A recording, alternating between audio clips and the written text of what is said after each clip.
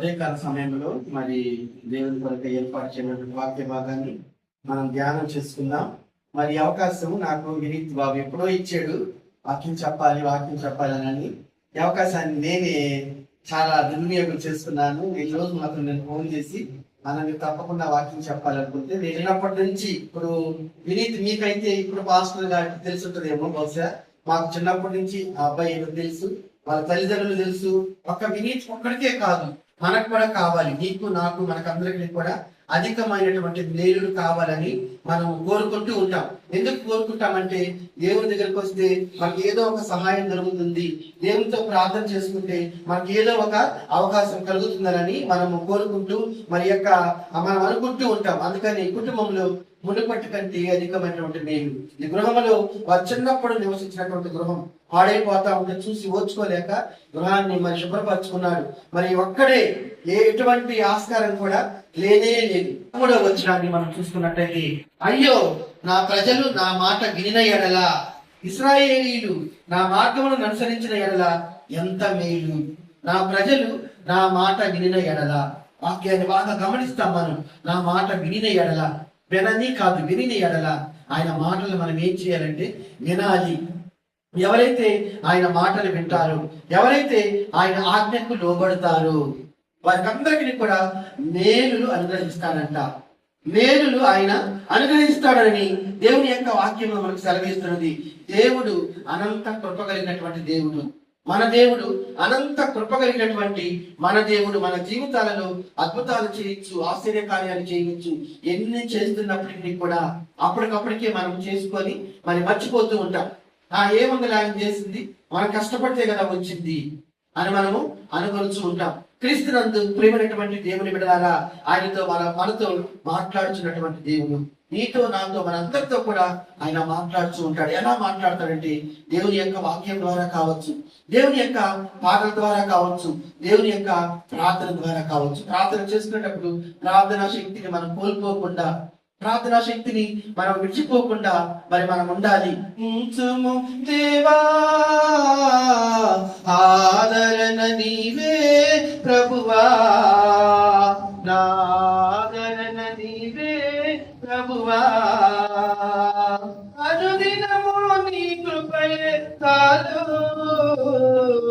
అనుక్షణము నీకే మా స్తుతులు, అనుదినము నీ కృపయే చాలు, అనుక్షణము నీకే మా స్తుతులు. ఆశీర్వదించు దేవా, ఆదరణ నీవే ప్రభువా, ఆదరణ నీవే ప్రభువా.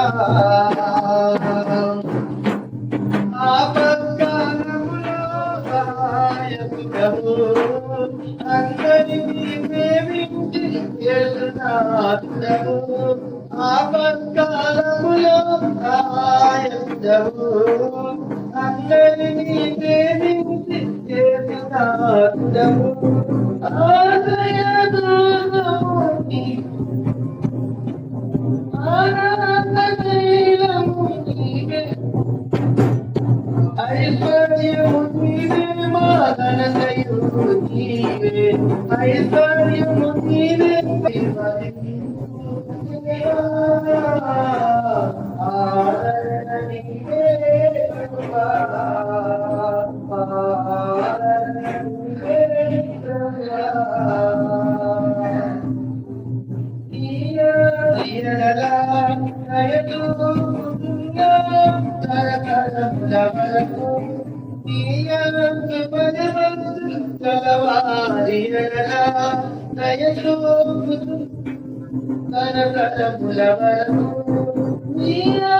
భయభక్తులు గల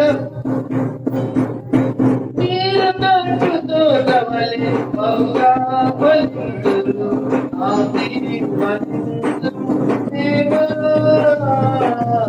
ఆదరణ నీవే ప్రభువా, ఆదరణ నీవే ప్రభువా.